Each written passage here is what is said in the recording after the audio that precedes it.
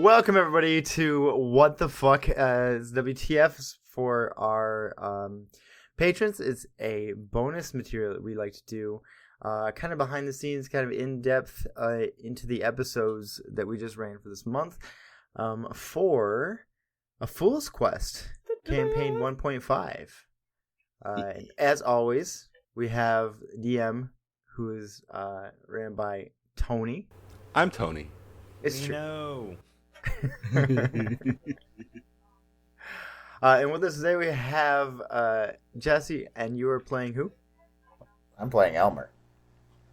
It's true, he does. And then we have Nico, the infamous Nico. And You're playing who? I play Rengaw, Truk, the Warlock. Shh. Are you sure? You sound like you were confused. Well, I didn't want anybody to know I'm a Warlock. Accused. It's a Oh, secret. Warlock. The alleged Warlock. Allegedly. Allegedly. And with us as also is Mike, and you're playing. I'm playing Pilsner Altbier, the son of Ingvald Porter Altbier. The legacy continues. Yes. All right, quite a bit happened in these past 4 episodes. Lots of fun stuff. Lots of fun stuff. I learned things I didn't think I would ever learn. About duckweed in particular. I don't think Tony. I don't think I'll ever reference duckweed as anything but pond confetti again. Well, you're welcome. How the hell did you? How did you come by that tidbit of information? I have no idea. I probably heard that. I read it in a book. It might have just came out of my mouth. I don't know. Well, it's easy. You see, I made it up. Check that. None of this is fact checked.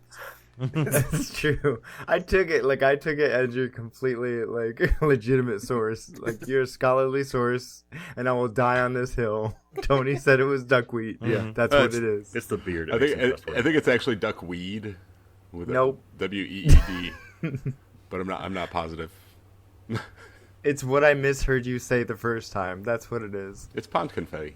It's true. Yeah. So speaking of things out of nowhere, in episode 5 is what we're gonna start off with. Episode 5, Trouble on Oak Island. Where'd you get the concept for torch squids? I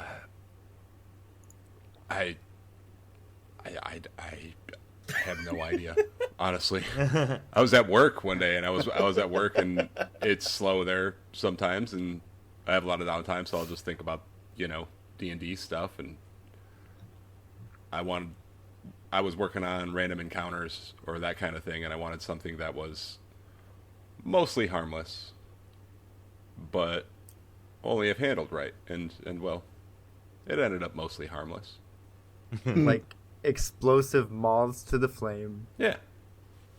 I love the inflation, the inflatable aspect of them, and them just kind of drifting and chilling. It was so original, I think. It was a pretty cool visual for swamp lights, Yeah. And at first I thought they were Yeah. At first I thought he was trying to give us some Will-o'-the-Wisp, Will-o'-the-Wisp stuff. Yeah. Yeah. And then it turned out to be Yeah. something a little unexpected. So I think, It's pretty. yeah, as far as D&D campaigns go, right? We've all been playing so long that we just kind of get used to these tropes that just happen, right? You're staying out in a bayou, there's a good chance you're going to get a will-o'-the-wisp. But it wasn't that. And so that was kind of refreshing. Yeah, no, Tony's fucking with us, and that's good.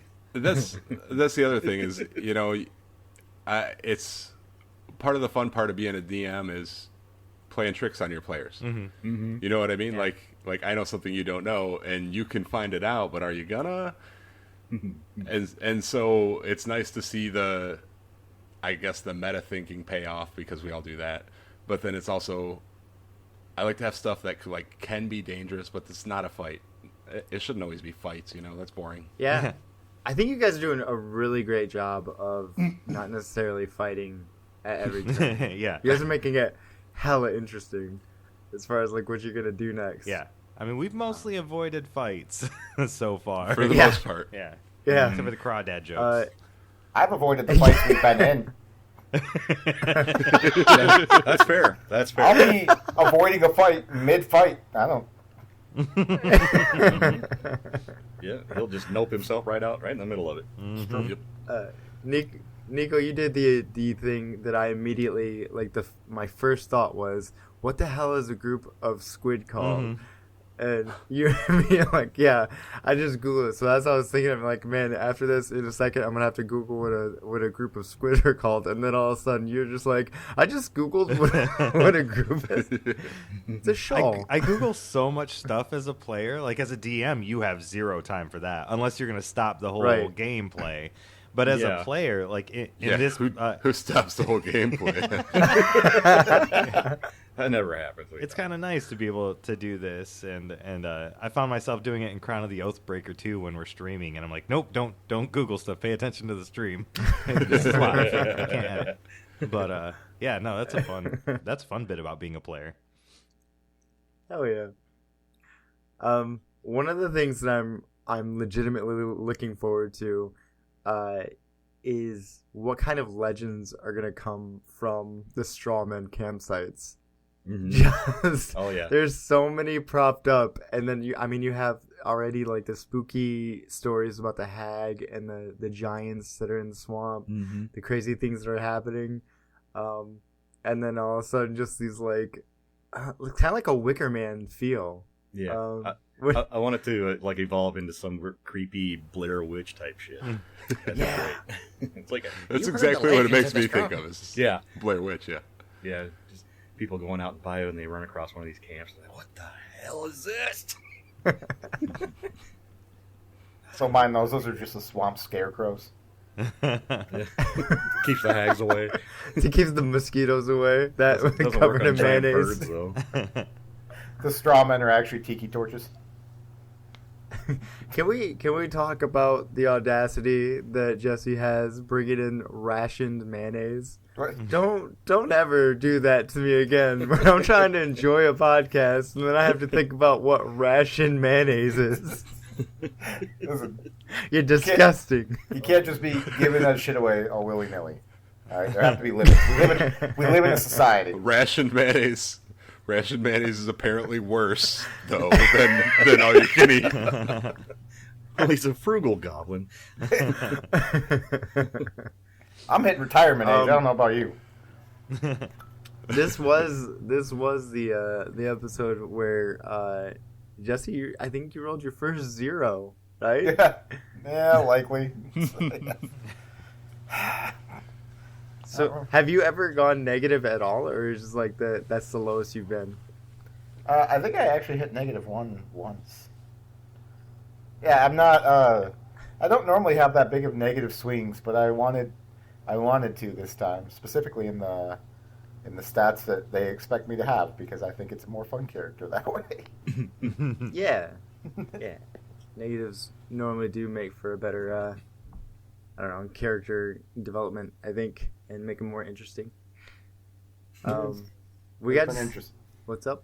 So it's been interesting, that's for sure. Yeah. We got to see what Ren does when he's left alone to his own devices, just bamfing himself, playing catch alone. It's funny That when Go when ahead. the first couple episodes of this came out, somebody in our Discord was like, "I'm pretty sure your character can only teleport like 3 times a day," and meanwhile Yeah. in the game, I'm just teleporting back and forth to play catch with myself for hours on end. I'm like, yeah, 3 times a day. He's doing great. I do think that is one of the benefits of getting these like what the fucks, because that was explained in our last one, that like Tony gave you that like kind of homebrew aspect to it, right? Like gave you the Yeah, we just sort of house ruled it that, if it's not game breaking. if it's not used in a way that breaks the game, if it was limitless, then why not? Mhm. It's more Yeah. fun. We've done similar Yeah. things like that in the past too, like with other campaigns, like druids doing wild shape, stuff like that. Like, okay, well, if you're gonna wild shape for story value, then that's fine. But like combat related, let's stick to the book so that we're not breaking Right. stuff. Right. Yeah. I feel myself when I DM, just like if it's for role play purposes, like almost anything goes. Ooh, you can make the story cooler? Like hell yeah, let's go. Let's do Yeah. this. Exactly. It's flavor. It's not Yeah. crunchy. Really cool. The rule of cool. I love There you it. go. Hell yeah. Jesse hit the. There's a lot that Jesse did this episode. You hit the travel check with that hot 18 Yes. going in there. Yeah. Yeah, my dice don't like me at all. I'm coming to realize. Unless you're lying. Yeah, I exclusively roll well when it makes Tony have to really consider how to handle me rolling well. Like when it's something that's really dumb, I'll just not 20 it. So he has to be like, how can I make this sound like a success, but also like Yep. mildly Yeah. believable, because that's the dumbest shit I ever heard. You know? Let's see. That was the crocodile encounter, wasn't it? Yep. Yeah. That was cool. And Which- more straw dummies. Yeah, I had the. I was not. Which I. Sorry, go ahead. I think we're talking over each other. Oh no! Go ahead. I was not very helpful with the crocodile. But again, I mean, to be fair, when have you been helpful in these fights? That's Listen, what I want to know. you didn't have to say it like that. We weren't. It wasn't that deep. I don't. Don't have to at you like that. Put you on blast. Yeah, I was. No, the enlarge has been. Yeah, that twin Yeah. that twin spell, the quicken. What is it? You did twin spell, right, for enlarge? Yeah. He twinned it and made Ren and Pilsner grow. Yeah, Yeah. that was crazy. They think it's to buff them. It Um, just makes them take attention better. That and you're a beast with that catapult spell. Yeah. You haven't. And it's usually hilarious. Homemade shit to just the poor man's catapult, just like chucking. It makes me really everything. think about the objects that are around, too. It's great. Yeah. So anytime you go into an in-depth room description, he's like taking inventory. He's like, Yeah. I That's- can use that. Yeah. Oh, That's- that's gonna hurt. That's unironically what I do when he's describing the beginning of combat. What can I shoot at him? He's a cautious goblin too. I did notice that you haven't been doing the 10-foot displacement as much. Oh, the lightning sneeze. Yeah, the lightning sneeze for your magic as much. Yeah, I did find I was in quite so many situations where I thought I was going to get hit. You also don't want to do that in a rowboat. Yeah. Wow. I was waiting true. for him to. Yeah. Achoo! Zap! Sploosh! I'm So, going like, rowboat to the rowboat. Neverland. It's 10 foot The back and forth. Neverland puns were freaking phenomenal. TikTok croc. Speaking of the croc, Mike, did you want to go into more of the? I would like to hear more of the story of how you got the mount, Yeah. the paladin mount. Well, Tony touched on that one Ooh. in the story of Chompy. There was the campaign that we were doing there for a while that my paladin was the level to gain a mount, and I just didn't want a regular horse and that kind of thing. And we encountered this group of like bandits or whatever, camped by a riverside or whatever, and they had a giant crocodile with a saddle on it. And I'm like, a saddle? And, you know, stupid me, for some reason, I had taken points in animal handling, because I thought, yeah, paladin's going to have a mount, da-da-da. And I'm like, okay, let's see how far we can stretch this. And I snuck up on the crocodile and got up on it and went to do some rolls on animal handling to try to tame it and take control of it, and rolled really, really well. And Tony rolled with it. Yeah. I had the thought, They were like level 6 or 7 by that point, and I was like, they're fairly powerful. That's not really that overpowered. I mean, it wouldn't have been that tough of a fight for them. So, not that big of a deal. Turns out it was. Yeah. Luckily, it's like oversized, so I could make them go in places where it wouldn't fit. Yeah. Yeah, caves and such. But then there for a while, man, Chompy was the meat and potatoes of our offense. Chompy was a champ. Yeah, he was. I always appreciate a DM that just like rolls with it. So I really appreciate Nico just DMing the First is Fools quest. It's just like basically whatever nonsense we wanted to get into. You're just like, yep. I guess it's what we're doing now. To a certain extent, right? Like, you can't have. We don't go completely stop. absurd, but a decent amount of ridiculousness there. Yeah. No, that's pretty great. Yeah. What was something about episode 5? That really popped out to you guys? This is essentially you guys, were still on your way. You did run into the Truk. Was there anything like memorable or notable that you can think of that just like kind of took you by surprise?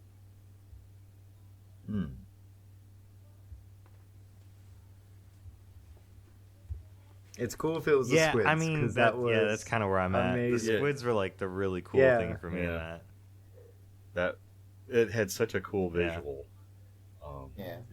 That's one thing I will say. This entire campaign has done. Tony's done a great job DMing as far as that's concerned. Like the whole ambiance and the feel of everything in the campaign has been spot on as far as like, you can just see it. Yeah, even I'll add to that with even before I get a hold of it and add in music and sound effects and background, the sounds of the swamp and all that. Even before then, he's got the mood set. He's got the scene set for us. It's awesome. Mm-hmm. We'll get into this a little bit more, but I want to give props once again for just the amazing accents and the vocal work. Because it won't be in this episode, obviously, but in later episodes when you finally do meet the old lady, your voice for her is phenomenal. Yeah. It's really engaging. It's great. You're doing phenomenal. Well, thanks. Yeah. So we're gonna head into episode 6, Tale of Two Friends. Shamas, before we head into episode 6, though. Yep. So I wanted to let everybody know that we are wrapping this up for you average fools. We have the rest of this What the Fuck that we go into the other 3 episodes. It's completely available for our patrons who jump on there. We have the ad skimming fools. We have different tiers. And you can catch the full feed as well as other shows available to you by becoming a patron. We have certain channels that become unlocked in our Discord and lots of different fun little things that become available when you do become patrons.